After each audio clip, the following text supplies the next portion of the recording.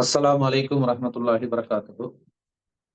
அல்ஹம்துலில்லாஹ் நஹ்மதுஹு வ நஸ்தஈனுஹு வ நஸ்தக்ஃபிருஹு வ நு'மினு பிஹி வ நதவக்கலு அலைஹி வ நஊது பில்லாஹி மின் ஷுரூரி அன்ஃபுஸினா வ மின் ஸய்யிஆத்தி அஅமாலினா. மன் யஹ்திஹில்லாஹு ஃபலா முதில்ல லஹு வ மன் யுத்லில்ஹு ஃபலா ஹாதிய லஹு. வ நஷ்ஹது அன் லா இலாஹா இல்லல்லாஹு வஹ்தஹு லா ஷரீக லஹு வ நஷ்ஹது அன்ன முஹம்மதன் அப்துஹு வ ரசூலுஹு அம்மா பஅத். فقد قال الله تعالى في محكم تنزيله العظيم والفرقان المجيد. أعوذ بالله من الشيطان الرجيم. بسم الله الرحمن الرحيم. فاسألوا أهل الذكر إن كنتم لا تعلمون. கண்ணியத்திற்குரிய எல்லாம் அல்ல அல்லாஹு ஜல்லஷானு தாலாவின் நல்லடியார்களே, எனது அருமை சகோதர சகோதரிகளே, அல்லாஹு ரப்புல் ஆலமீன் நமக்கு அருளி இருக்கும் தீனுல் இஸ்லாத்தை அதன் தூய்மையான வடிவில் அறிந்து அதன் அடிப்படையில் நம்முடைய வாழ்வை அமைத்துக் கொள்ள வேண்டும் என்ற உயர்ந்த ஒரு நோக்கத்திலே இது போன்ற அமர்வுகளிலே நாம் கலந்து கொண்டு மார்க்கத்தின் ஒவ்வொரு தலைப்பின் கீழ் அல்லாஹும் அல்லாஹ்வுடைய தூதரும் கூறியிருக்கக்கூடிய செய்திகளை அறிந்து வந்தாலும் நமக்குள் இருக்கக்கூடிய சில சந்தேகங்களுக்கான தெளிவை பெறுவதற்காக இடையிடையே நாம் இந்த கேள்வி பதில் நிகழ்ச்சியையும் நாம் ஏற்பாடு செய்திருக்கின்றோம். அதன் அடிப்படையிலே கடந்த வாரத்திலும் சில கேள்விகளுக்கான விளக்கங்களை நாம் பார்த்தோம். அதில் மீதம் இருக்கக்கூடிய கேள்விகளும் இன்னும் நேரடியாக கேட்கப்படக்கூடிய கேள்விகளுக்கும் இன்றைய தினம் நாம் இன்ஷா அல்லாஹ் அதற்குரிய பதிலை குர்ஆன் மற்றும் ஹதீஸின் ஆதாரங்களோடு தரவிருக்கின்றோம். அப்போ இதுல குறிப்பாக இப்போ ஆன்லைன்ல இருக்கக்கூடியவர்கள் கூட குறுக்கிட்டு கேள்வியை கேட்டுக்கொள்ளலாம். அவங்களுக்கு எந்த ஒரு இதுவும் கிடையாது. கேள்வி கேட்கறதாக இருந்தா உங்களுக்கு முதல்ல ஆப்ஷன் இருக்குது. யாரு கேள்வி கேட்கறதா கேளுங்க இன்ஷா அல்லாஹ்.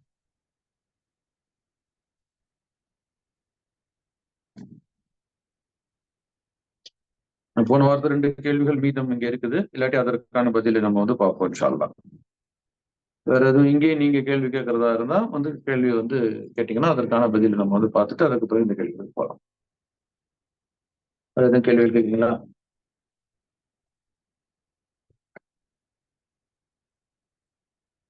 சரி, கேள்விகள் இருந்தா ரெடி பண்ணி வச்சுங்க. அது வரைக்கும் இங்க இருக்கக்கூடிய 2 கேள்விகள் நம்ம பார்ப்போம். இதுல ஒரு கேள்வி கடந்த வாரமே கேட்கப்பட்ட கேள்வி. திருக்குரானை மனனமிட எளிய வழிகள் என்ன? திருக்குரானை மனனம் செய்வதற்கு எளிமையான வழிகள் என்ன அப்படின்னு கேக்குறாங்க. அப்போ குறிப்பாக அடிப்படையான ஒரு விஷயம் என்னவென்று சொன்னால், அல்லாஹ் ரப்புல் ஆலமீன் எந்த ஒரு மொழியில் நமக்கு குரானை இறக்கி அருளினானோ அந்த மொழியினூடாக நாம் அதை கற்றுக்கொள்வதுதான் அதனுடைய எல்லா சிறப்பம்சங்களும் நமக்கு கிடைப்பதற்கு அடிப்படையாக இருக்கும். அதற்கு முதல்ல நாம என்ன செய்யணும்னு கேட்டா, அரபு மொழியை நாம நல்ல முறையில கற்றுக்கொள்ள வேண்டும். நம்மளும் கத்துக்கிறோம், குழந்தைகளும் கற்றுக் கொடுக்கிறோம். ஆனா அது ஒரு முழுமையான எப்படி ஒரு ஆங்கில மொழியை நாம் எவ்வளவு முக்கியத்துவம் கொடுத்து கற்றுக்கொள்ளுகின்றோமோ அதே போன்ற ஒரு முக்கியத்துவம் கொடுத்து அதை நாம் கற்றுக்கொண்டால் அது மனனம் செய்வதற்கு மிகவும் எளிமையாக எப்போ அது அமையும் என்று கேட்டால், எத்தனையோ விஷயங்களை நாம கேட்கிறோம். அப்ப தொழுகையில் நாம பிறர் ஓதக்கூடிய குரானை கேட்கும் பொழுது அதனுடைய அர்த்தம் தெரிந்து நாம கேட்டோம்னு சொன்னா அதை ஒருபோதும் நாம மறக்க மாட்டோம். ஒன்று. இரண்டாவது அந்த அளவுக்கு நம்ம அர்த்தம் தெரிஞ்சிட முடியுமானா முடியாது. ஓரளவு தெரிஞ்சிட்டாலே மீதி என்ன தெரிஞ்சுக்கணுங்கிற ஆர்வத்திற்கு நாம் அதை எடுத்து மீண்டும் படிப்போம். நபி ஸல்லல்லாஹு அலைஹி வஸல்லமுடைய காலத்தில் வாழ்ந்த சஹாபாக்கள்ல பெரும்பாலானவர்கள் முழு குரானையும் மனனம் செய்தவர்களாக இருந்தார். பெரும்பாலானவர்கள். மீதம் உள்ளவர்கள் ஓரளவு குரானை அவர்கள் மனனம் செய்யக்கூடியவர்களாக இருந்தார்கள். எப்படி மனனம் செய்தார்கள்? அதுதான் நமக்குள்ள ஒரே வழிமுறை. அதுல குறிப்பாக ஏராளமான சஹாபாக்கள் என்ன சொல்றாங்கன்னு கேட்டா, நபி ஸல்லல்லாஹு அலைஹி வஸல்லம் அவர்களுக்கு வஹி இறங்கியவுடன் எங்களுக்கு அழைப்பு வரும். அவங்க சொல்லுவாங்க, நாங்க எழுதுவோம். அதை எழுதி நாங்களும் மனப்பாடம் பண்ணிக்குவோம். இது அந்த காத்திபுல் வஹி என்று சொல்லக்கூடிய குரானை எழுதி வைக்கக்கூடிய சில சஹாபாக்களுக்கு மட்டும்தான். ஏனைய சஹாபாக்கள் யாருமே குரானை எழுதி வைத்தோ இது வைத்தோ அவங்க மனப்பாடம் பண்ணல. என்ன சொன்னாங்க? அல்லாஹ்வுடைய தூதர் தொழுகையில ஓதுவாங்க, அதை நாங்க கேட்போம், கேட்டு கேட்டு மனப்பாடம் பண்ணிக்குவோம் அப்படிங்கிறாங்க. அப்ப கேட்டு கேட்டு மனப்பாடம் பண்ண முடியுமா அப்படின்னு கேட்டா, இன்றைக்கு நம்ம கிட்ட இருக்கக்கூடிய எத்தனையோ குழந்தைகள்கிட்ட நீங்க ஒரு 10 வருடத்திற்கு முன்னால இருக்கக்கூடிய ஒரு சினிமா பாடலை பாடுனா பாடுவாங்க. அவங்க அதை எழுதுனாங்களா? அவங்க அந்த புத்தகத்தை வாங்கி படித்தாங்கன்னா கேட்டு கேட்டுதான் மனனம் பண்ணியிருக்கிறாங்க. அப்ப நாம கேட்கும் பொழுது அதற்கு ஒரு முக்கியத்துவத்தை கொடுத்தால் நம்முடைய மூளையில் அது பதிவாகும். அதற்கு நீங்கள் முக்கியத்துவம் கொடுக்காத விஷயங்கள் உங்களுடைய மூளையில இருந்து அது போயிடும். குறிப்பாக ஒரு தொலைபேசி எண் என்று சொன்னால் 10 இலக்கங்கள் கொண்டதாக இருக்கின்றது. இந்த 10 இலக்கம் உள்ள தொலைபேசி எண்கள் யாரேனும் ஒருத்தருடைய எண்ணை நாம மனப்பாடம் பண்ணணும்னா அதை எழுதி வச்சுதான் மனப்பாடம் பண்ணணும். ஆனா நமக்கென்று நாம ஒரு சிம் வாங்கும்போது ஒரு 2 வாட்டி பார்ப்போம், அப்படியே மனசுல வச்சுக்குவோம். ஏன் அது மட்டும் மனசுல நிக்குது? எல்லாருக்கும் உள்ள விஷயம் அது. அப்ப நமக்கு நாம அதுக்கு முக்கியத்துவம் கொடுக்கிறோம். அப்ப எப்போது ஒரு விஷயத்திற்கு நாம் முக்கியத்துவம் கொடுக்கின்றோமோ அது நம்முடைய மனம் அதற்கு என்ன செய்யும்? இடம் கொடுக்க தயாராகிவிடும். நம்முடைய மூளை அதை பதிவு செய்வதற்கு தயாராகிவிடும். எத்தனையோ ஆண்டு காலமாக எவ்வளவு விஷயங்களை நாம பார்த்தாலும் நாம் மறக்காம சில விஷயங்கள் இருக்கிறது என்று சொன்னால் அது நாம முக்கியத்துவம் கொடுத்த காரணத்தினால்தான் நம்முடைய மூளையில் இருக்கின்றது. ஆகவே குர்ஆனுக்கு முதல்ல நாம முக்கியத்துவம் கொடுக்கணும். அப்போ அல்லாஹ்வுடைய ரசூல் ஸல்லல்லாஹு அலைஹி வஸல்லம் காலத்தில் சஹாபாக்கள் குர்ஆனுக்கு முக்கியத்துவம் கொடுத்தார்கள். அதை ஓதும் போது செவிதாழ்த்தி கேட்டார்கள். ஆகவே அல்லாஹ் தனது திருமறையில சொல்லி காட்டுகின்றான், ஓ இதா குரியல் குர்ஆனு ஃபஸ்தமியூ லஹு வ அன்சிது லஅல்லக்கும் துர்ஹமூன். குர்ஆன் ஓதப்பட்டால் நீங்கள் செவிதாழ்த்தி கேளுங்கள், வாய் பொத்தி இருங்கள், இதன் மூலம் நீங்கள் அருள் செய்யப்படுவீர்கள்.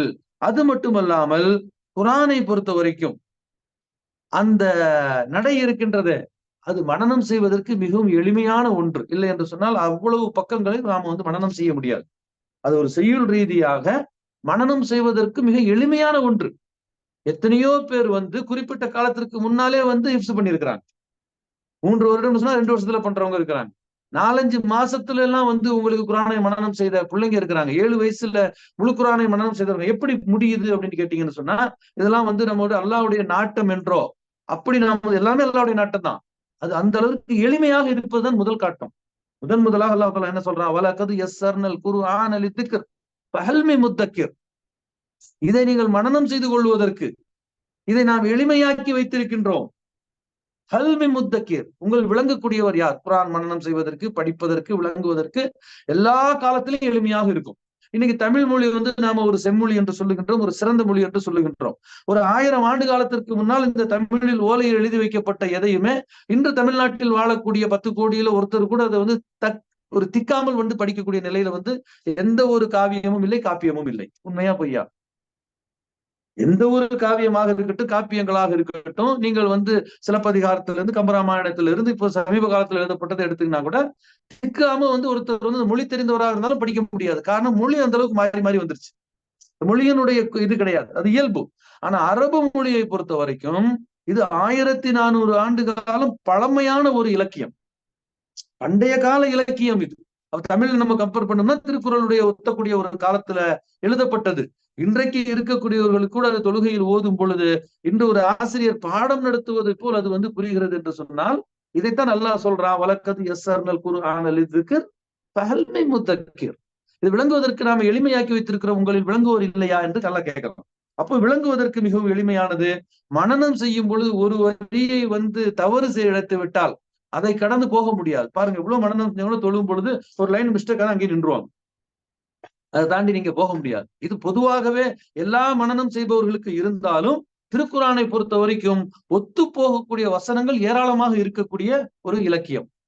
இன்னல்லதீன ஆமனு தொடங்குனீங்கன்னா 40க்கும் மேற்பட்ட வசனங்கள் இருக்கு. ஓதும் பொழுது அதுக்கப்புறம் என்னங்கிற சந்தேகம் வரும். ஆனாலும் அதற்கு முந்தைய வசனங்களும் பிந்திய வசனங்களும் அந்த விஷயத்தோடு தொடர்பு படுத்தி வரும் பொழுது அந்த மொழியை விளங்கக்கூடியவர்களுக்கு அது மிக எளிமையாக ஆகிவிடுகின்றது. அதற்கடுத்து திருக்குர்ஆனை மனனம் செய்வதற்கு மிக எளிமையான வழி ஃபஜ்ருடைய நேரத்தில் ஓதுவது. அதனால்தான் அல்லாஹ் தஆலா கூட தனது திருமறையில சூரத்து பனி இஸ்ராயீல்ல சொல்லி காட்டுவான், இன்னல் குர்ஆன ஃபஜ்ரி கான மஷ்ஹூதா. அந்த விடியற் காலை அதிகாலை நேரத்தில் ஓதக்கூடிய குர்ஆன் உங்களுக்கு சான்று பகரக்கூடியதாக, சாட்சி கூறக்கூடியதாக இருக்கின்றது. எல்லா இடத்திலும் குர்ஆனை ஓதலாம், எல்லா இடத்திலும் குர்ஆனை கேட்கலாம், அதுக்கு எல்லாத்துக்கும் நன்மை இருக்கின்றது. குறிப்பாக ஃபஜ்ருடைய நேரத்தில் ஓதும் பொழுது அது மறுமையிலே உங்களுக்கு சாட்சி சொல்லக்கூடியதாக இருக்கின்றது. அது மட்டுமல்லாமல் அந்த நேரம் நாம இரவெல்லாம் தூங்கி நம்முடைய மூளை என்னவா இருக்கும்? ஓய்வு பெற்று இருக்கும். அப்போ மனனம் என்ன ஆகும் அப்படின்னு கேட்டீங்கன்னா எளிமையாக ஆகிவிடும். ஆகவே எனது அருமை சகோதர சகோதரிகளை, எத்தனையோ பல வழிகளை பல அறிஞர்கள் கூறுகின்றார்கள். பல அறிஞர்கள் சொல்லி காட்டுறாங்க, இப்படி செய்யலாம், அப்படி செய்யலாம். இதெல்லாம் அவர்களுடைய அனுபவங்களை வைத்து சொல்லக்கூடிய முறை. ஒரு சூறாவை நாம எப்படி மனனம் பண்ணணும், ஒவ்வொரு லைனா மனனம் பண்ணணும்னு சொல்லுவாங்க. ஒரு சூறாவை ஒரே ஸ்டெப்ல மனனம் செய்யக்கூடிய எத்தனையோ ஆபீஸ்கள் இருக்கிறாங்க. அவங்களோட தாய்மொழியும் அது இல்லை. இன்னும் உலகளாவிய திருக்குர்ஆனுடைய போட்டிகளில அரபு மொழியை தாய்மொழியாக இல்லாதவர்கள் தான் பரிசு பெறக்கூடிய காட்சியை நாம வந்து பார்க்கணும். அப்ப இதுல இருந்து என்ன புரிகிறது என்று சொன்னால், திருக்குர்ஆனை பொறுத்த வரைக்கும் அது ஒரு படிப்பறிவே இல்லாத ஒரு சமுதாயத்திலேயே ஆயிரக்கணக்கான லட்சக்கணக்கான பேர் அது முழுசா மனனம் பண்ணாங்கன்னு சொன்னா, அது அந்த அளவுக்கு எளிமையான ஒரு தரத்தில் அது இருப்பதே அது நமக்கு மிகவும் எளிமையானது. நாம் அதை சிரமமாக்கி கொள்ளக்கூடாது. நாம என்ன செய்யணும்? இது திருக்குர்ஆன் என்பது நம்முடைய தொழுகையில நாம கண்டிப்பாக ஓதணும். இது அல்லாஹ்வுக்கு மிகவும் விருப்பமானது. இதில் நமக்கு நன்மைகள் இருக்கின்றது என்று அதுக்கு நாம் ஒரு முக்கியத்துவம் கொடுத்து விட்டாலே அது மனனம் செய்வதற்கு எளிமையாக ஆகிவிடும். பெரும்பாலான அறிஞர்கள், கற்றுக் கொடுக்கக்கூடிய ஆசிரியர்கள் ஒவ்வொருவரும் ஒரு சில வழிமுறைகளை சொல்லி காட்டுறாங்க. அவர்களுடைய அது அனுபவமாக இருக்கின்றது. குர்ஆன்ல இருந்து ஹதீஸ்ல இருந்து நாம பார்க்கும் பொழுது அல்லாஹ் தெளிவாக சொல்லுகின்றான். இது மிக எளிமையான ஒரு வேதம். நீங்கள் அல்லாஹ்வின் மீது தவக்கல் வைத்து நீங்கள் அதை கற்றுக்கொள்ள ஆரம்பித்தால் வயது வரம்பு தேவையில்லை. நபி ஸல்லல்லாஹு அலைஹி வஸல்லம் காலத்துல 5 வயசு 7 வயசுல அலிஃப் லாம் மீம்னு மக்தப்ல போய் படிச்ச சஹாபாக்கள் யாரு? நபி ஸல்லல்லாஹு அலைஹி வஸல்லமுடைய ஒத்த வயசு அபூபக்கர் சித்திக் ரலியல்லாஹு அன்ஹு அவர்கள். ஏறத்தாழ 50 வயசு. அப்பதான் அவங்க குர்ஆனை மனனம் பண்றாங்க. முழு குர்ஆனை மனனம் செய்த அபூபக்கர் சித்திக் ரலியல்லாஹு அன்ஹு வயசு என்ன? 50க்கு 60க்கு இடையில. அதுக்கு முன்னால குர்ஆனுடைய ஒரு வார்த்தையும் படிக்காதவர்கள், கேட்காதவர்கள், எங்கேயுமே கேள்விப்படாத வார்த்தைகள் தான் முழு குர்ஆனும் அவங்களுக்கு புதுசு. அப்ப இதுல இருந்து நாம பார்க்கும் பொழுது அல்ஹம்துலில்லாஹ், திருக்குர்ஆனை பொறுத்த வரைக்கும் அல்லாஹ் சுப்ஹானஹு வ தஆலா அதை ஒரு எளிமையான வேதமாகத்தான் நமக்கு ஆக்கி வைத்திருக்கின்றான். அதை புரிந்து கொள்வதற்கும் மனனம் செய்வதற்கும் நாம் தயாராகிவிட்டால் அல்லாஹ் நமக்கு உதவி செய்வான். இன்னொரு ஆயத்தில் அல்லாஹ் தஆலா சொல்லி காட்டுகின்றான், எந்த ஒரு சமுதாயமும் தன்னைத்தானே மாற்றிக்கொள்ள முன் வராத வரைக்கும் அல்லாஹ் அவர்களுக்கு உதவி செய்வதில்லை. எந்த ஒரு விஷயமா எடுத்துக்கொண்டாலும் நாம தயாராகும். நாம ஒரு அடி எடுத்து வைத்தால் அல்லாஹ் நம்மை நோக்கி 10 அடி வைப்பான். அப்ப நாம அல்லாஹ்வுடைய இந்த வேதத்தை மனனம் செய்வதற்கு நம்மை தயார்படுத்திக் கொண்டாலே இது மிக எளிமையாக ஆகிவிடும். ஆகவே எத்தனையோ வயதுக்கு பிறகெல்லாம் 40 வயசு 50 வயசுல எல்லாம் திருக்குர்ஆனுடைய பெரும் பகுதிகளை மனனம் செய்த சகோதரர்கள் நம்ம மத்தியிலும் இருக்கின்றார்கள். அலைக்கும் ஸலாம் ரஹ்மத்துல்லாஹ். அப்ப இந்த அடிப்படையில திருக்குர்ஆனை மனனம் செய்வது என்பது மிகவும் சிறந்த வழிமுறை என்று சொன்னால், அது ஓதப்படும் பொழுது செவிதாழ்த்தி கேட்க வேண்டும், வாய் பொத்தி இருக்க வேண்டும். திரும்ப திரும்ப நாம் அதை படிப்பதற்கு நாம் நம்மை தயார்படுத்திக் கொள்ள வேண்டும். நம்மை நாமே மாற்றிக் கொள்வதற்கு நாம் முன் வர வேண்டும். வேறு ஒரு மொழியை கற்றுக்கொள்வதற்கு நாம் எந்த அளவு முக்கியத்துவம் கொடுக்கின்றோமோ அதை விட பன்மடங்கு அதிகமான ஒரு முக்கியத்துவத்தை நாம் கொடுக்க வேண்டும். ஏன் என்று கேட்டால், நாம் கற்றுக்கொள்ளக்கூடிய எந்த ஒரு மொழியாக இருந்தாலும் இந்த உலகத்தில் நமக்கு சில லாபத்தை ஏற்படுத்தி தரக்கூடிய ஒன்று. ஆனால் திருக்குர்ஆன் என்று சொல்லக்கூடியது நம்முடைய மறுமையின் வெற்றிக்கு சாதகமாக இருக்கக்கூடிய ஒன்று, மறுமையிலே நமக்கு சாட்சி சொல்லக்கூடிய ஒன்று. ஆகவே அதற்கு நாம் நம்மை தயார்படுத்திக் கொண்டால் 40 50 வயதில் படிக்காமல் எழுத படிக்க தெரியாமல் இருந்த சஹாபாக்கள் மனனம் செய்த பொழுது நாம் மனனம் செய்ய முடியாதா என்று பார்த்தால் மிக எளிமையான ஒரு வழியாக அது அமைந்துவிடும். அல்லாஹ் ரப்புல் ஆலமீன் அது போன்ற எண்ணத்தோடு திருக்குர்ஆனை மனனம் செய்யக்கூடிய பாக்கியத்தை நம் அனைவருக்கும் தந்தருள்வானாக. கேள்விகள் இருக்குதா ஜிங்க?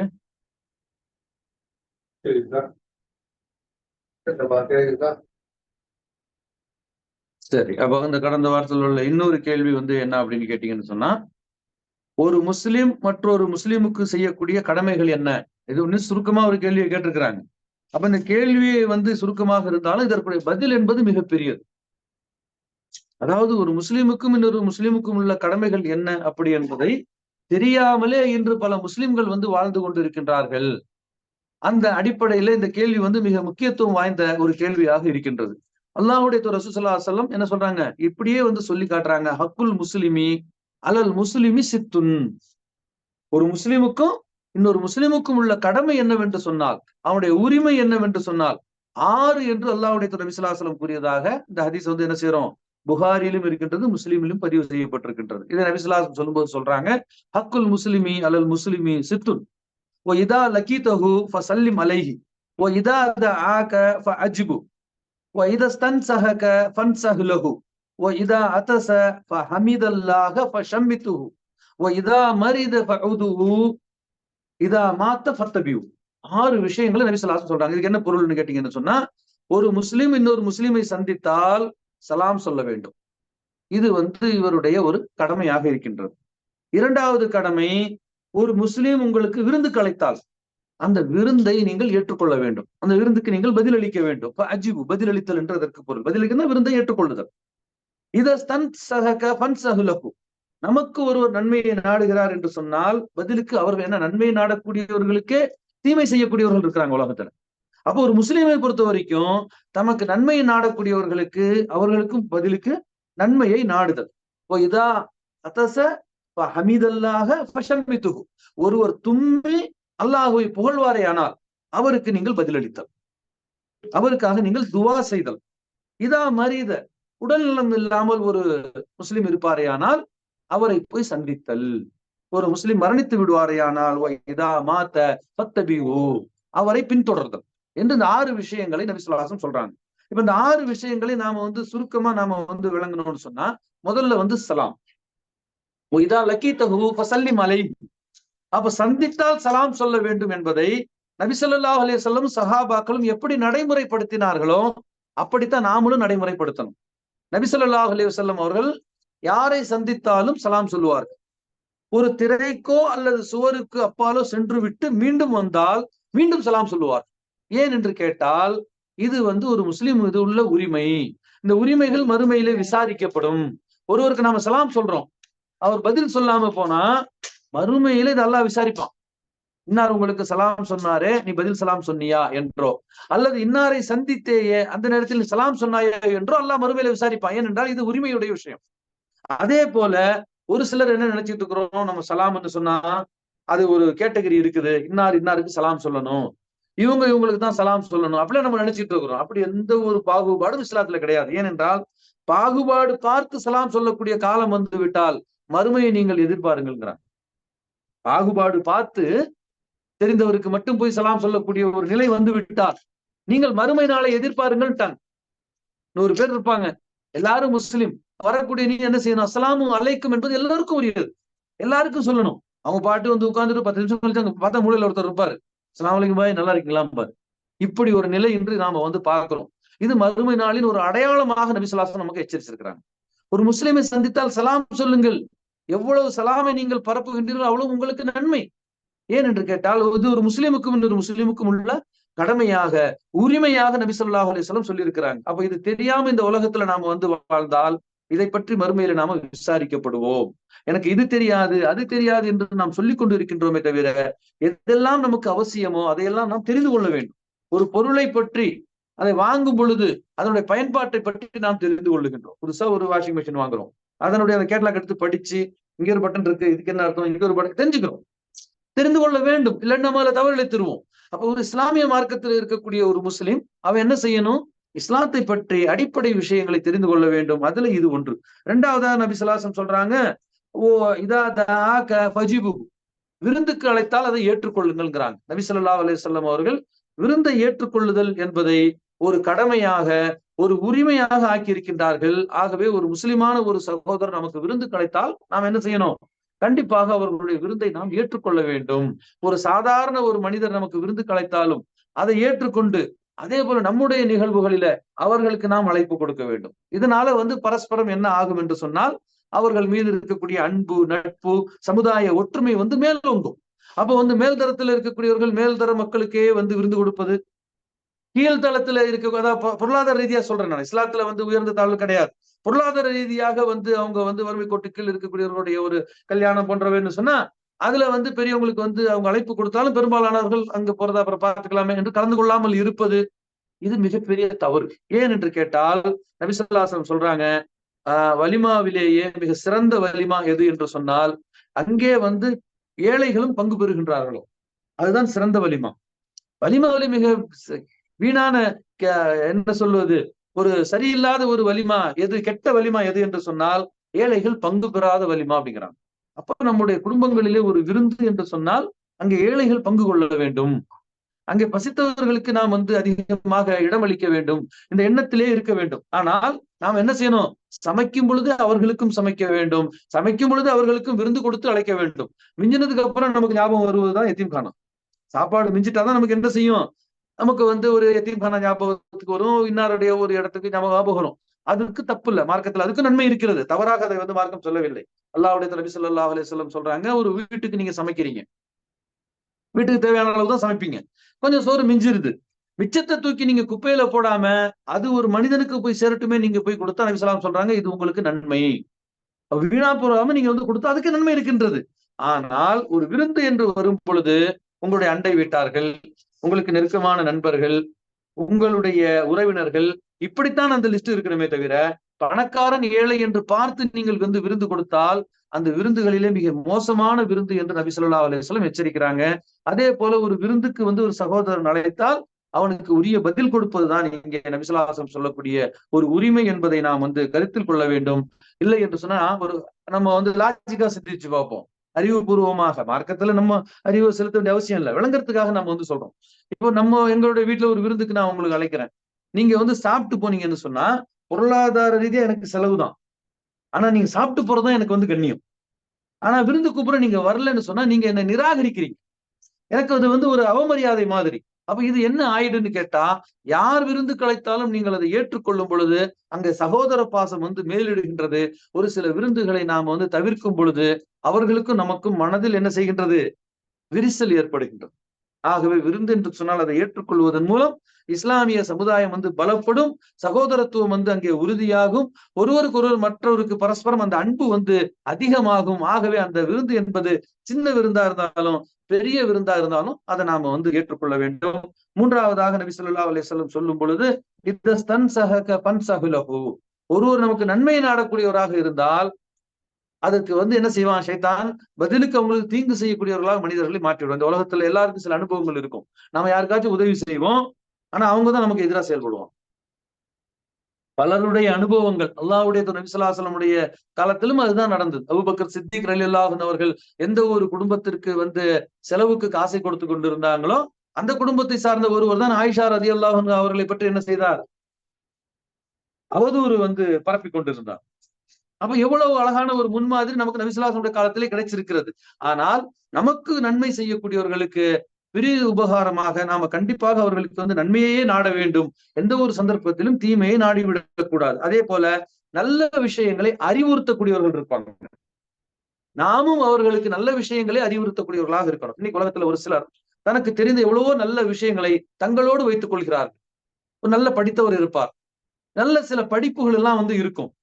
இப்போ வந்து மாணவர்கள் வந்து 10ஆம் தேர்வு எழுதுறாங்க, +2 தேர்வு எழுதுறாங்கன்னு சொன்னா அவங்களுடைய அந்த உறவினர்களுக்கு இருக்கக்கூடியவங்களுக்கு, அந்த ஊர்ல இருக்கக்கூடியவங்களுக்கு, அண்டை வீட்டார்களுக்கு இந்த படிப்பு படிப்பா எதிர்காலத்துக்கு சிறந்தது என்று அவர்களுக்கு அறிவுரை பகர வேண்டும். ஆனாலும் பெரும்பாலும் அதிகமாக படித்தவர்கள் அவர்களுடைய குடும்பத்தை மட்டும் பார்த்து கொண்டு சென்று விடுகின்றார்கள். இப்படி ஒரு முஸ்லிம் இருக்கக்கூடாது. பிறர் நலம் நாட வேண்டும். ஏனென்றால் நபி ஸல்லல்லாஹு அலைஹி வஸல்லம் சொன்னாங்க, பிறர் நலம் நாடுவதுதான் இஸ்லாம்னு சொன்னாங்க. அப்ப பிறர் நலம் நாடக்கூடியவர்களாக ஒவ்வொரு முஸ்லிமும் இருக்க வேண்டும். பரஸ்பரம் ஒரு முஸ்லீம் இன்னொரு முஸ்லீமுடைய நன்மையை நாடுதல் என்பது அவனுடைய உரிமையாகவும் கடமையாகவும் நபி ஸல்லல்லாஹு அலைஹி வஸல்லம் சொல்றாங்க. 4வது சொல்றாங்க, இதா அதஸ ஃபஹமிதல்லாஹ ஃபஷம்மித்துஹு. ஒருவர் தும்மி அவர் வந்து அல்ஹம்துலில்லாஹ் என்று சொன்னால் அவருக்கு நீங்கள் யர்ஹம்கல்லாஹ் என்று சொல்லுங்கள். அவருக்காக நீங்க என்ன செய்யுங்க? அல்லாஹ்விடத்துல துஆ செய்யுங்கங்கறாங்க. அப்ப இந்த ஒரு விஷயத்தை பொறுத்த வரைக்கும் பார்த்தோம்னு சொன்னா, இன்று ஒருவர் தும்முகிறார், அல்ஹம்துலில்லாஹ்னு சொல்றார், ஆனா அடுத்தவங்களுக்கு கேட்க மாட்டேங்குது. சொல்றாரு, அல்ஹம்துலில்லாஹ் சொல்றாங்க. அதாவது 100ல ஒரு சில சதவீத முஸ்லிம்கள் அல்ஹம்துலில்லாஹ் சொல்ல தெரியாம இருக்கலாம். பலர் தெரிந்து சொல்லாமல் இருக்கலாம். தெரிந்து சொல்லக்கூடியவர்களிலும் 50% என்ன செய்யறாங்கன்னு கேட்டா அல்ஹம்துலில்லாஹ் சொல்றாங்க. ஆனா யாருக்குமே கேட்கல. ஆனா இதுதான் முறையா? இல்லை. அல்லாஹ்வுடைய நபி ஸல்லல்லாஹு அலைஹி வஸல்லம் சொல்றாங்க, நீங்கள் தும்மினால் இந்த தும்மலை கேட்கக்கூடிய தூரத்துல யாராச்சும் இருந்தாங்கன்னு வச்சுக்கோங்க, அவங்களுக்கும் உங்களுடைய அல்ஹம்துலில்லாஹ்வும் கேட்கணும். அப்பதான் அவங்க உங்களுக்கு பதில் அளிக்க முடியும். இல்லை என்றால் எப்படி பதில் அளிக்க முடியும்? அது மட்டுமல்லாமல் 3 முறை தும்மினால் நீங்கள் அல்ஹம்துலில்லாஹ் சொல்லுங்க. அதுக்கு மேல வேண்டாம். அது அவருக்கு ஜலதோஷம் பிடித்த ஒருவர் தும்மினார், அல்ஹம்துலில்லாஹ் சொன்னார், அல்லாஹ்வுடைய நபி ஸல்லல்லாஹு அலைஹி வஸல்லம் யர்ஹம்கல்லாஹ், அல்லாஹ் உனக்கு அருள் புரிவானாக என்று துஆ செய்தார்கள். இன்னொருவர் தும்மினார், தும்மி விட்டு அல்லாஹ்வுடைய தூதரத்திலே கேட்டார், அல்லாஹ்வுடைய தூதரே அவருக்கு நீங்கள் துஆ செய்தீர்கள், எனக்கு செய்யவில்லை என்றால் நீ அல்லாஹ்வை புகழவில்லையே நாங்க. அப்ப நீ அல்லாஹ்வை புகழ்ந்தால்தான் நான் உனக்காக துஆ செய்ய முடியும்.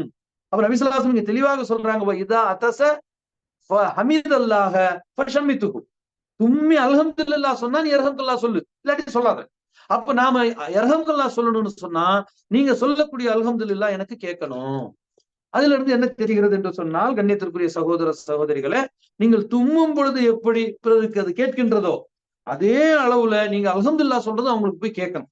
அப்பதான் அவங்க உங்களுக்கு யர்ஹம்கல்லாஹ் சொல்ல முடியும். ஒரு ரூம்லயே இருப்பாங்க, பேச்சு வார்த்தை இல்லாம இருப்பாங்க. ஒரு 2 முஸ்லீம் அப்படி இருக்க முடியாது. அவர் தும்முவாரு, அல்ஹம்துலில்லாஹ்னா இவர் யர்ஹம்கல்லாஹ் சொல்லி ஆகணும். பேச வச்சிரும் இஸ்லாம். அவருக்காக துஆ செய்ய வைத்து விடும். அது மட்டுமா, அப்படி சொன்னதோட முடிஞ்சிடாம உனக்கு யர்ஹம்கல்லாஹ் யாரேனும் சொன்னால் நீ பதிலுக்கு யஹ்திகுமுல்லாஹ் என்று சொல். அல்லாஹ் அவனுக்கு நேர்வழி காட்டட்டும் என்று பிரார்த்தனை செய். எஹ்திக்குமுல்லாஹு வ யுஸ்லிஹு பாலக்கும் என்று துவா செய். அல்லாஹ் அவனுக்கு நேர்வழி காட்டட்டும், உன்னுடைய காரியங்களை லேசாக்கட்டும். சுப்ஹானல்லாஹ். நம்மோடு வாழ்ந்து கொண்டிருக்கக்கூடிய சகோதரர்கள், நம்மோடு அமர்ந்திருக்கக்கூடிய சகோதரர்கள், நம்மோடு பணிபுரியக்கூடிய சகோதரர்கள், நம்முடைய குடும்பத்தில் இருக்கக்கூடியவர்கள் ஒருவர் மற்றவருக்காக துவா செய்யக்கூடிய ஒரு விஷயத்தை இந்த தும்மல் ஏற்படுத்துகின்றது. எவ்வளவு பெரிய நேமத்து! ஒரு தும்மி அல்ஹம்துலில்லாஹ்ங்கிறார், அவருக்கு ஒரு நன்மை எழுதப்படுகின்றது. அதை கேட்ட இவர் இரஹம்கல்லாங்கிறார், அவருக்கும் நன்மை எழுதப்படுகின்றது, இவருக்கும் நன்மை எழுதப்படுகின்றது. பதிலுக்கு இவர் யஹ்திக்குமுல்லாஹ், அல்லாஹ் உங்களை நேர்வழி செலுத்தட்டும். அவர் ஏற்கனவே அவர் நேர்வழியில் இருக்கிறதுனாலதான் அல்ஹம்துலில்லாஹ் பதில் சொல்லியிருக்கிறாரு. மீண்டும் எதுக்கு சொல்லணும்? நேர்வழியில் நிலைத்திருப்பது என்பது ஒரு மூமினுக்கு சாதாரணமான விஷயம் கிடையாது. எந்த நேரத்தில் மனிதன் வழிகட்டு விடலாம். ஆகவே யஹ்திக்குமுல்லாஹ், அல்லாஹ் அவனுக்கு நேர்வழி செலுத்தட்டும். யுஸ்லிஹு பாலக்கும். சுப்ஹானல்லாஹ். இப்படி நம்முடைய சகோதரர்களிடமிருந்து, நம்முடைய அண்டை வீட்டாரிடமிருந்து, நம்மோடு பணிபுரியக்கூடியவர்களிருந்து நாம ஒரு பிரார்த்தனையை செவிமடுப்பது என்பது நமக்கு மிக பெரும் பாக்கியம், மிக பெரும் பாக்கியம். ஏன் என்று கேட்டால், இந்த யஹ்திக்குமுல்லாஹு யுஸ்லிஹு பாலக்கும் என்ற நன்மை என்ன அப்படின்னு கேட்டீங்கன்னா, அல்லாஹ் உங்களை நேர்வழிப்படுத்தட்டும், உங்களுடைய காரியங்களை இலகுவாக்கட்டும். நாளைக்கு நம்முடைய டாஸ்க் நீங்க எடுத்துக்கங்க. நமக்கு பல வேலைகள் இருக்கும். சில சந்தர்ப்பத்துல நம்ம வேலையெல்லாம் நமக்கு ஈஸியா முடிஞ்சிடும். சில நேரத்துல நம்முடைய வேலையெல்லாம் கஷ்டமா போயிடும். புறப்படும் போதே ஏதாச்சும் ஒரு லேட் ஆயிடும். ஒரு பொருளை மறந்துட்டு போயிடும். அதை எடுத்துட்டு போவோம். நேரத்துல பர்க்கத்து இல்லாம போயிடும். வேலைகளுக்கு நம்ம அன்றாடம் செஞ்சுட்டு இருக்கிற வேலை அங்க ஒரு நாளைக்கு கஷ்டமா போயிடும். அப்ப இதெல்லாம் கஷ்டம் இல்லாம போகணும். நமக்காக பிறர் துவா செய்யணும். யுஸ்லிஹு பாலக்கும், உன்னுடைய காரியங்கள் இலகுவாகட்டும் என்று நபி ஸல்லல்லாஹு அலைஹி வஸல்லம் துவா செய்ய சொல்றாங்க. ஆகவே எனது அருமை சகோதர சகோதரிகளை, ஒரு தும்மலின் மூலம் சமுதாயத்தை எப்படி பின்னி பிணைய செய்து ஒருவர் மற்றவருக்காக பிரார்த்தனை செய்யக்கூடிய மக்களாக அல்லாஹ் மாற்றுகிறான் என்று சொன்னால், இது ஒரு முஸ்லிமுக்கும் இன்னொரு முஸ்லிமுக்கும் உள்ள உரிமை. ஆகவே தும்மக்கூடிய சகோதரர்களை, நீங்கள் தும்மும் பொழுது என்ன செய்யுங்க? அல்ஹம்துலில்லாஹ் சொல்லுங்க. இது கண்டிப்பாக நீங்க சொல்லணும். கண்டிப்பாக பிறர் கேட்கிற மாதிரி சொல்லணும். சாப்பிடும் போது பிஸ்மில்லாஹ் சொல்றோம், இது 10 பேர் கேட்கணுமா? தேவையில்லை. அது நீங்க யாருக்கும் கேட்க வேண்டிய அவசியம் கிடையாது. பிஸ்மில்லாஹ் என்று சொல்லணும். அது பக்கத்துல இருப்பவருக்கும் கேட்கணுங்கிற கட்டாயம் இல்லை. இப்ப தொழுகையில நம்ம என்ன செய்யறோம்? சமி அல்லாஹு லிமன் ஹமிதாங்கிறோம். ஜமாத்தா நீங்க தொழுதா பின்னாலுக்கும் கேட்கணுமே, அப்பதான் அவங்க எழுந்திரிக்க முடியும். அல்லாஹ் சத்தம் போட்டு சொல்லணும். அப்ப எந்த விஷயத்தை சத்தம் போட்டு சொல்லணுமோ அதை சத்தம் போட்டு சொல்லணும். சத்தம் போடுற பாருங்க. எந்த விஷயத்தை நாம மெதுவாக சொல்லணுமோ அதை மெதுவாக சொல்ல வேண்டும். ஆகவே தும்மக்கூடிய ஒருவர் தும்மலின் சப்தத்தின் அளவிற்கு அவருடைய அல்ஹம்துலில்லாவும் இருந்தால்தான் அதை செவியேற்கக்கூடிய நம்முடைய சகோதர சகோதரிகள் நமக்கு யர்ஹம் கல்லா என்று பதிலளிக்க முடியும். அவ்வாறு யர்ஹம் கல்லா என்று அவர்கள் நமக்காக பிரார்த்தனை செய்தால் அவருக்கு பதிலுக்கு நீங்கள் யஹ்திக்குமுல்லாஹ், அல்லாஹ் உங்களை நேர்வழி செலுத்தட்டும், யுஸ்லிஹு பாலக்கும், உங்களுடைய காரியங்களை இலகுவாக்கட்டும் என்று ஒருவருக்கு ஒருவர் பரஸ்பரம் துவா செய்து கொள்ளுங்கள். இது இஸ்லாத்தை தவிர வேறு எங்குமே உங்களுக்கு கிடைக்காது. இஸ்லாத்தை தவிர எந்த சமுதாய மக்களுக்கும் இப்படி ஒரு பிணைப்பு ஏற்படுத்தக்கூடிய ஒரு மார்க்க அறிவுரை என்பது இல்லை என்பதை நாம் கருத்தில் கொள்ளும் பொழுது, இஸ்லாம் எந்த அளவிற்கு ஒரு மனிதர்களுக்கேற்ற ஒரு மார்க்கமாக இருக்கிறது என்பது நமக்கு ஆச்சரியம் அளிக்கக்கூடிய விஷயங்கள் இதில் புதைந்து கிடக்கின்றன.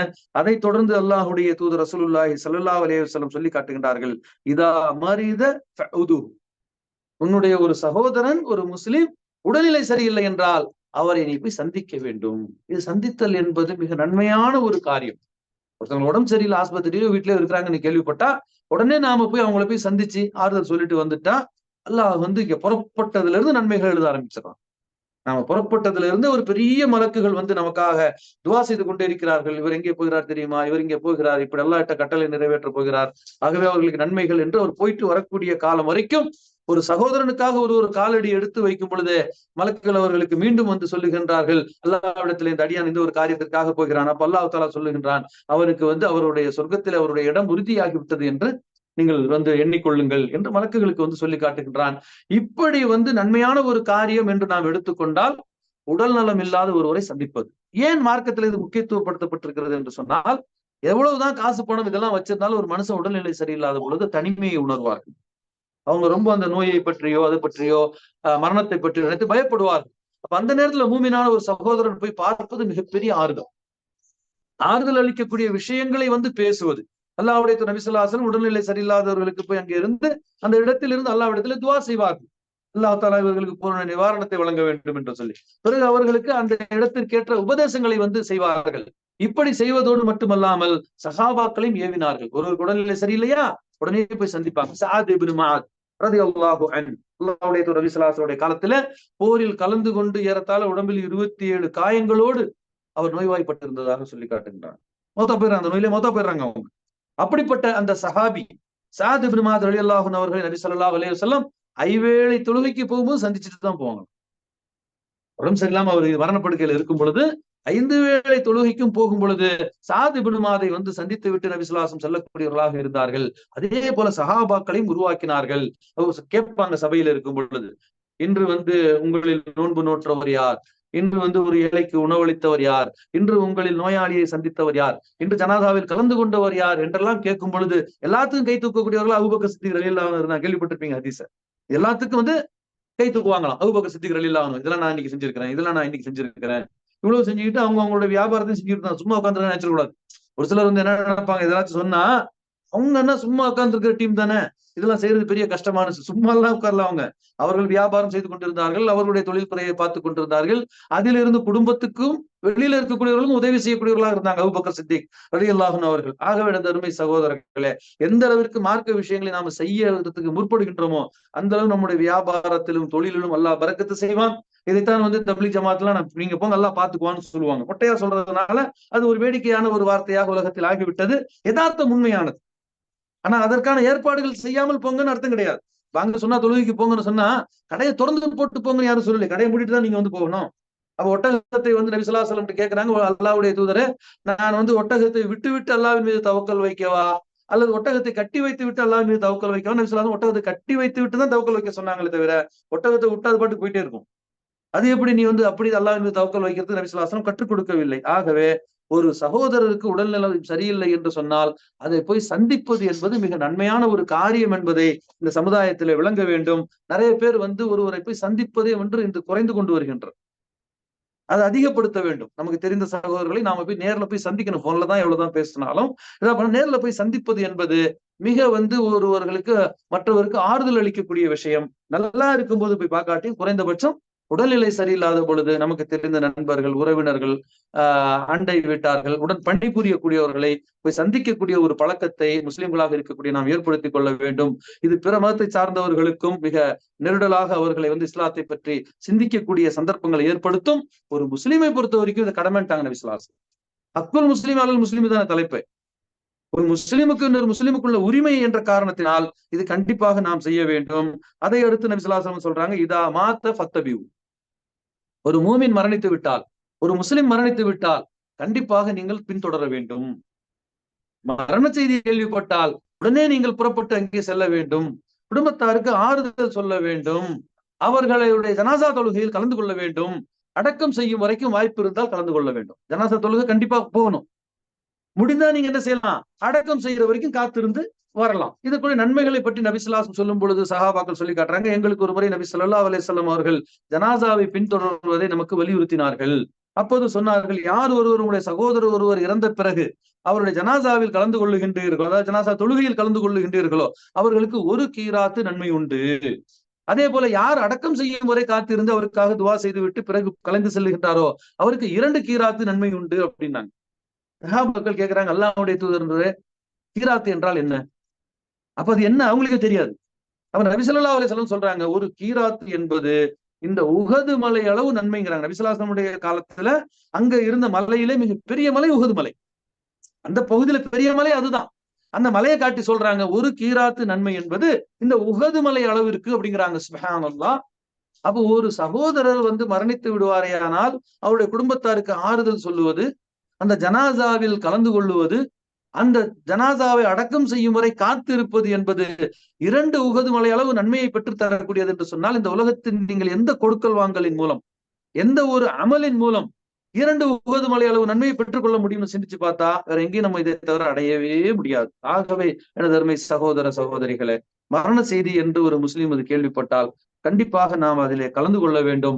வாய்ப்பு இருந்தால் ஜனாசா தொழுகையில் கண்டிப்பாக கலந்து கொள்ள வேண்டும். வாய்ப்பு இருந்தால் அடக்கம் செய்யும் வரைக்கும் நாம் இருந்து விட்டு வந்தால் நமக்கு 2 கீராத்து நன்மை கிடைக்கும் என்பதை நாம் இந்த இடத்துல கவனத்தில் கொள்ள வேண்டும். ஆகவே ஒரு முஸ்லிம் இன்னொரு முஸ்லிமுக்கு செய்ய வேண்டிய கடமைகள் ஏராளமாக இருந்தாலும் குறிப்பாக இந்த 6 நபி ஸல்லல்லாஹு அலைஹி வஸல்லம் நமக்கு கட்டாயப்படுத்தி, அதை ஊக்கப்படுத்தி, ஆர்வப்படுத்தி, தானும் செயலாற்றி, சஹாபாக்களையும் செயல்பட வழிகாட்டி இருக்கின்றார்கள். இந்த நற்செயல்கள் நம்முடைய சமுதாயத்தில் தொடர்ந்து வந்து இருக்க வேண்டும். இதுதான் கல்வி என்பது. இது தெரியாத காரணத்தினால இதை கேள்விப்படக்கூடிய மக்கள் கூட இத்தனை நாள் நம்ம இதை செய்யாம இருந்துட்டோம் என்று வருத்தப்படுவாங்க. அந்த வருத்தமே அவர்களுக்கு நன்மையை பெற்றுத்தர போதுமானது.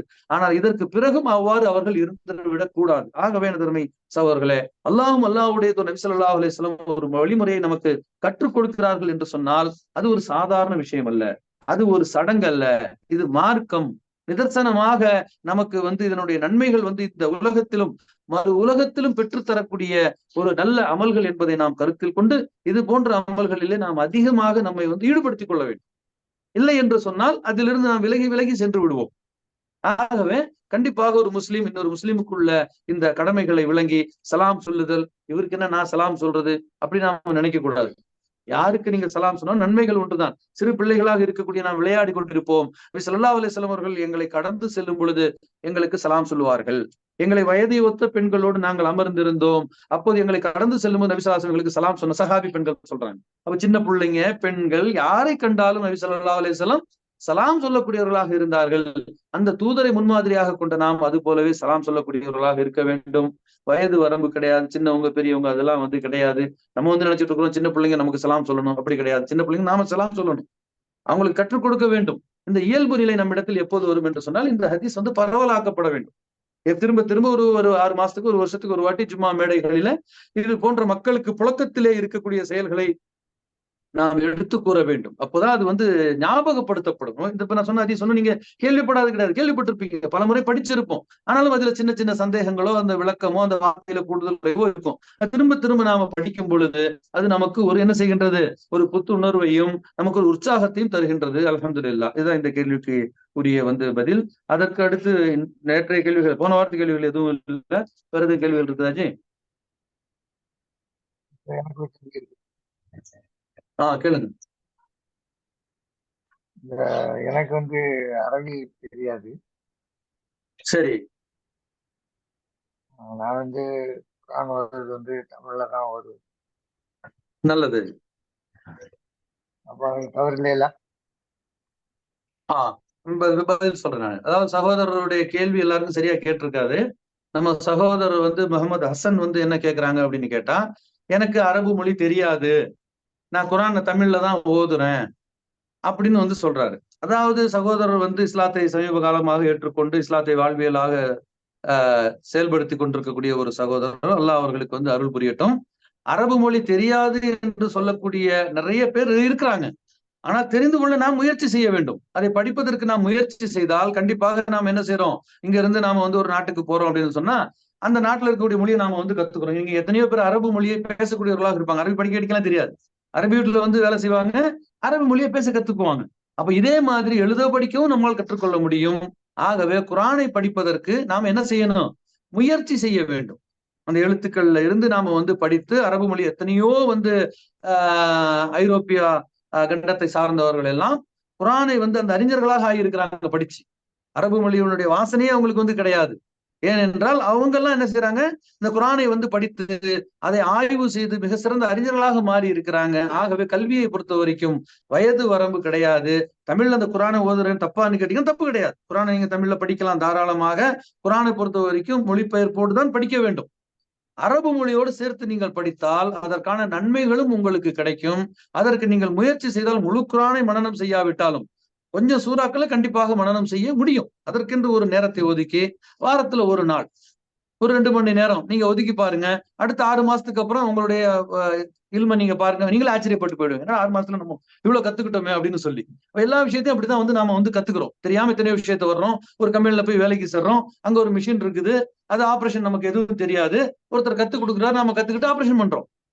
அப்ப உலகத்தில் நாம் கற்றுக்கொண்டுதான் இருக்கிறோம் அன்றாடம். அல்லாஹ் தஆலா தனது திருமறையில சொல்லி காட்டுறான். தாயின் வயிற்றில் இருந்து நீங்கள் வரும் பொழுது யாதொன்றுமே தெரியாதவர்கள் எதுவுமே தெரியாதவர்கள் நீங்க வந்து பிறக்குறீங்க. அதுக்கு பிறகுதான் ஒவ்வொரு விஷயத்தை கற்றுக்கொள்கிறீர்கள். ஆகவே அரபு மொழி ஒருவருக்கு தெரியாது என்பது குற்றம் அல்ல. தெரிந்து கொள்ள முயற்சி செய்யாமல் இருப்பது கண்டிப்பாக குற்றம் தான். அதற்கான முயற்சிகளை செய்தால் அல்லாஹ் அதை வந்து இலகுவாக்குவான். இன்ஷா அல்லாஹ் முயற்சி செய்யுங்க. படிக்கும்போது தமிழ்ல நீங்க எப்போதும் படிங்க. அதுக்கான நன்மை நிச்சயமாக உண்டு. இன்ஷா அல்லாஹ் எனக்கு ஆர்வம் உண்டு படிக்கிறதுக்கு. இன்ஷா அல்லாஹ் ஆர்வம் நீங்கள் இருந்தாலே உங்களுக்கு வந்து அல்லாஹ் தாலா அதற்கான வழிகளை வந்து இலகுவாக்கி விடுவோம். அதுக்கு முயற்சி செஞ்சுக்கிட்டு தான் இருக்கிறேன். இன்ஷா அல்லாஹ். இன்ஷா அல்லாஹ். இன்ஷா அல்லாஹ் நேரமும் அல்லாஹ் பேசலாம். காலமும் கிடைக்குது. அல்லாஹ் ஆக்கி தருவான் இன்ஷா அல்லாஹ். நிறைய கேள்விகள் இருக்கு. கேளுங்க கேளுங்க, பரவாயில்ல. உங்களுக்கு எந்த கேள்வியா இருந்தா கேளுங்க, டைம் நிறைய இருக்குல்ல இப்போ.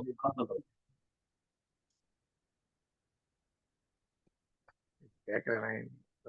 கேள்விகள் கேட்பதற்காக கேள்வி பதில் நிகழ்ச்சி வச்சிருக்கோம். நீங்க எழுதி வச்சுட்டு கூட முதல்ல நீங்க கேள்விகள் அனுப்பி வச்சிடலாம். கேளுங்க, கேள்வி கேட்க வைக்கப்படாதீங்க.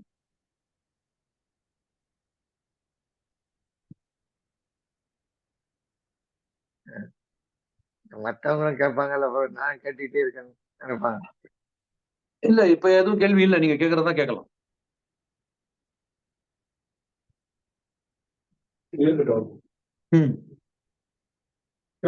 கேளுங்க. சலாம்.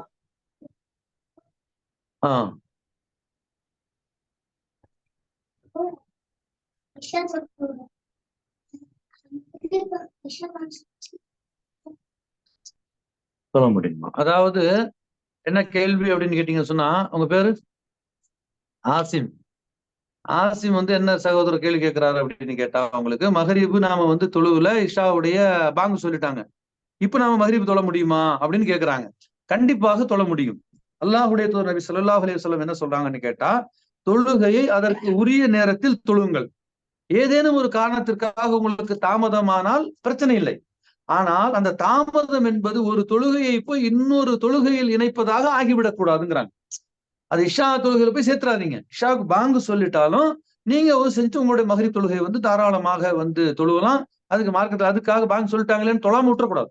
எந்த ஒரு தொழுகையும் நாம வந்து விடக்கூடாது. தாமதமானாலும் தொழுவணும். நபி ஸல்லல்லாஹு அலைஹி வஸல்லம் தாமதமானாலும் அந்த தொழுகை என்ன செய்வாங்க, அழகான முறையில செய்து முன் சுன்னத்தை தொழுது, ஃபர்லான தொழுகையை தொழுது, பின் சுன்னத்தை தொழுது அவங்க வந்து அந்த கடமையை வந்து நிறைவேற்றுவாங்க. அதுதான் அந்த கடமையான தொழுகைக்கு நாம தரக்கூடிய முக்கியத்துவம் என்பது ஒரு பொருள். இந்த முக்கியத்துவம் என்பது தாமதமானாலும் தொழுவணும். ஆனாலும் குறிப்பாக நபி ஸல்லல்லாஹு அலைஹி வஸல்லம் தாமதமாறதுக்கு 2 காரணங்களை வந்து தர்றாங்க. ஒன்று உறக்கம், மற்றொன்று மறதி. தொழுகையை உரிய நேரத்தில் தொழுங்கள். ஒருவர் உறங்கி விட்டால் எழுந்ததும் தொழட்டும். ஒருவர் மறந்து விட்டால் ஞாபகம் வந்ததும் தொழட்டும். ஞாபகம் வந்ததுக்கு அப்புறம் பார்த்துக்கலாம்னு சொன்னா தொழுகை நீங்க அலட்சியப்படுத்துறீங்க. ஏச்சதுக்கு அப்புறமும் பிறகு தொழுதுக்கலாம்னு நினைச்சா நீங்க அலட்சியப்படுத்துறீங்க. அப்ப அது பாவமாக ஆகிவிடும். தொழுகையை விடுதல் எப்படி பாவமோ, தொழுகையை உதாசீனப்படுத்துதலும் பாவம். பெரும்பாலான உலமாக்கள் என்ன சொல்றாங்க அப்படின்னு கேட்டா, தொழுகை ஜமாத்தோடு விடுறதே பாவங்கிறாங்க. பாங்கு கேட்டு ஜமாத்தா தொழுவாட்டி அது ஒரு பாவம், பெரும் பாவங்கள்ல அதே ஒரு பாவம். பெரும் பாவங்கள் வந்து நம்ம 7, 9 நபி ஸல்லல்லாஹு அலைஹி வஸல்லம் சொல்லியிருந்தாலும் பெரும் பாவங்கள் 99க்கு மேல இருக்கின்றது. வாங்க நீங்கள் செவியேற்றீங்கன்னு சொன்னா உங்களுக்கு ஜமாத் தொழுகை வாஜிபு. நீங்க அதுக்கான முயற்சி செய்து உங்களால முடியலன்னு சொன்னா அது அல்லாஹ் அறிந்தவனாக இருக்கிறான். அதுக்கு முயற்சியே செய்யாம இருந்தா என்ன அர்த்தம்? அலட்சியம். இந்த அலட்சியம் வந்து நம்ம இடத்துல வந்து இருக்கக்கூடாது. இப்படி எல்லாம் இல்லாம நாம அதற்கான முயற்சிகள் முஸ்தீபுகள் செய்தும் பயணத்திலோ அல்ல எதிலோ தாமதமாகி விட்டாலும் தாராளமாக இஷாவுடைய பாங்கு சொன்னாலும் மகரிபுடைய தொழுகை நிறைவேற்றலாம். அதற்கு எந்த ஒரு தடையும் இல்லை. அல்லாஹ் மிக அறிந்தவர். இஷாவோட ஜமாத் ஆரம்பிச்சிட்டீங்கன்னா அந்த ஜமாத்தோட சேர்ந்து நீங்க மகரிபை தொழுதுட்டு அதற்கு பிறகுதான் நீங்க இஷாவை தொழுவணும். மகரிபு தான் நீங்க வந்து தொழுவணும். ஆமா, எந்த தொழுகை உங்களுடைய தொழுகை தான் உங்களுக்கு வந்து முதல்ல 3 ரக்காத். அதாவது குறிப்பாக ஒரு சில அதுக்கு வந்து நேரடியாக அது முன்கூட்டி தொழும்போது எப்படி தொழணும், சிலர் என்ன செய்யறாங்கன்னு கேட்டா முதல் ரக்காத்தை விட்டுட்டு 2வது ரக்காத்துல சேர்ந்துடுறாங்க. சேர்ந்தா சலாம் சொன்னீங்கன்னா 3 ரக்காத் முடிஞ்சு போச்சு. முதல்ல சேர்ந்து நீங்க 3 ரக்காத் சலாம் சொல்லலாங்கிறாங்க. ஆனா இமாமோடு தொழும்போது முறித்துக் கொள்ளக் கூடாது அல்லவா? அதனால இப்படி வந்து சொல்றாங்க. 2ல் எதை ஒருவர் பின்பற்றினாலும் அல்லாஹு ஆலம். ஏன்னா நேரடியாக அதற்கு வந்து உங்களுக்கு வந்து எந்த ஒரு ஆதாரமும் இல்ல. ஆனா உங்களுடைய தொழுகையை நீங்கள் முற்படுத்திக் கொள்ள வேண்டும். உதாரணத்துக்கு இப்ப நீங்க அசர் தொழுகை நடந்துட்டு இருக்குது, நீங்க தொஹர் தொழாம அப்பதான் வர்றீங்க. நீங்க அசர் தொழுதுட்டு தொஹர் தொழக்கூடாது. அவங்க அசர் தொழட்டும், நீங்க தொஹருடைய தக்பீரை சொல்லி நீங்க சேர்ந்துக்கிட்டு தொஹர் முடிச்சுட்டு அதுக்கப்புறம் வேற ஏதாவது ஜமாத் கிடைச்சா தொழு, இல்லாட்டி தனித்து உங்களுடைய அசரை நீங்கள் நிறைவேற்றிக் கொள்ளலாம். தவறு இல்லை. அல்லாஹ் மிக அறிந்தவர். குழந்தைகள் பெற்றோருக்கு என்ன துவா செய்ய? குழந்தைகள் பெற்றோருக்கு என்ன துவா செய்ய வேண்டும்? குழந்தைகளை பொறுத்த வரைக்கும் பெற்றோருக்கு எல்லா துவாவும் செய்யணும். தூங்குறதுக்கு முன்னால, தொழுதுக்கு அப்புறம், அம்மா அப்பாவுக்கு தேவையானவற்றை எல்லாத்தையும் குழந்தைங்க அல்லாஹ் இடத்துல வந்து கேட்கணும். அல்லாஹ் ரப்புல் ஆலமீன் தனது திருமறையில கற்றுக் கொடுக்கக்கூடிய வாசகம் என்னவென்று சொன்னால், ரப்பிர்ஹம்ஹுமா கமா ரப்பயானி சகீரா. இது எப்போ நாம பெரியவங்க ஆன பிறகு நம்முடைய தாய் தந்தை உயிரோடு இருந்தாலும் இல்லாவிட்டாலும் செய்யக்கூடிய ஒரு துவா தான் ரப்பிர் ஹம்ஹுமா. இதுக்கு என்ன அர்த்தம்? இறைவா, என்னுடைய தாய் தந்தை இருவருக்கும் நீ அருள் புரிவாயா. எப்படி நீ அருள் புரிய வேண்டும் தெரியுமா? நான் சின்ன பிள்ளையா இருக்கும் என் அம்மா அப்பா எப்படி பாத்துக்கிட்டாங்க, அது மாதிரி நீ என்னுடைய தாய் தந்தையை பார்த்துக்கொள். நான் இருந்தாலும் இல்லாவிட்டாலும், அவங்க இருந்தாலும் இல்லாவிட்டாலும் உன்னுடைய அருள் என்பது அவர்களுக்கு தேவை. உயிரோடு இருப்பவங்களுக்கு அருள் தேவை, கபர்ல இருக்கிறவங்களுக்கு அருள் தேவை, மறுமையிலும் அவர்களுடைய அருள் தேவை. அல்லாஹ்வுடைய அருள் என்பது எல்லா சந்தர்ப்பங்களும் தேவைப்படுகின்றது. இது அல்லாஹ் தஆலா தனது திருமறையில பனி இஸ்ராயில் சூராவில் கற்றுக் கொடுக்கக்கூடிய ஒரு வாசகம்.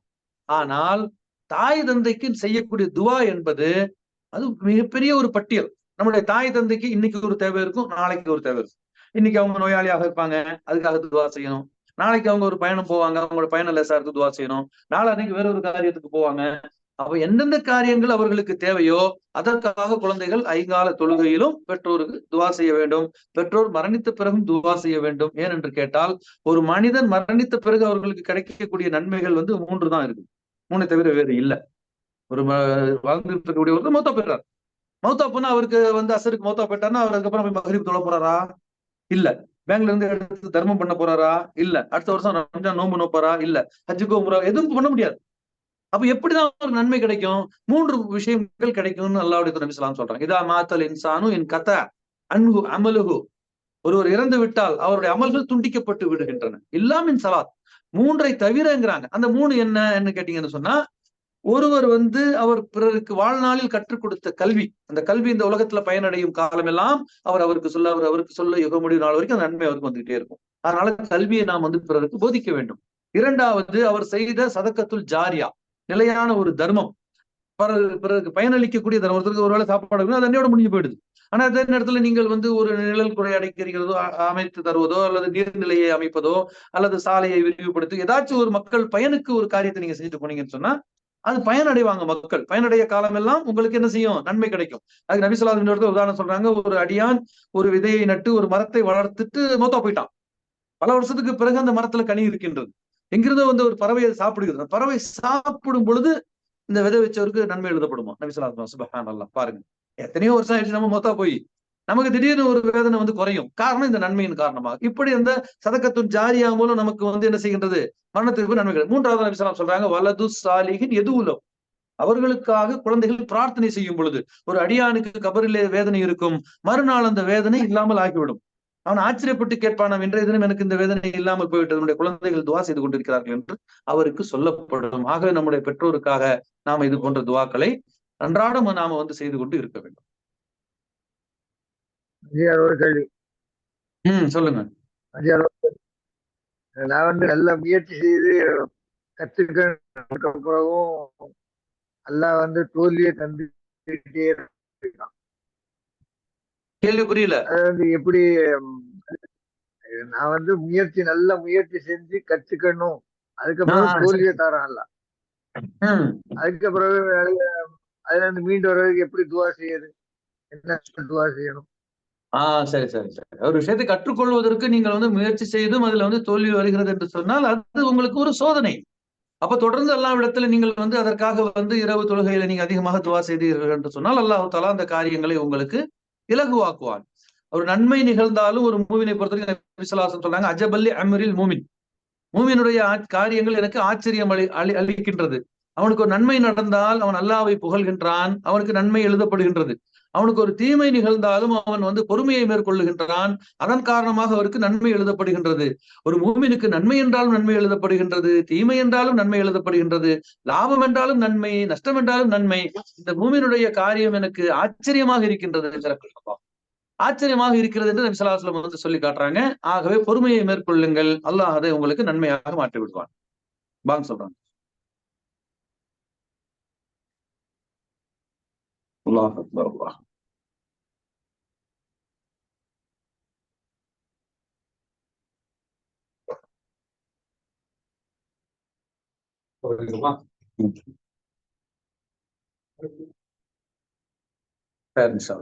வேற எதுவும் கேள்விகள் இல்லை இல்லைங்களா? நான் முடிச்சுக்குவோம் இன்ஷா அல்லாஹ். துஆ இன்ஷா அல்லாஹ். சுப்ஹானக்கல்லாஹும்ம வ பிஹம்திக அஷ்ஹது அல்லா இலாஹா இல்லா அன்த அஸ்தக்ஃபிருக வ அத்தூபு இலைக்.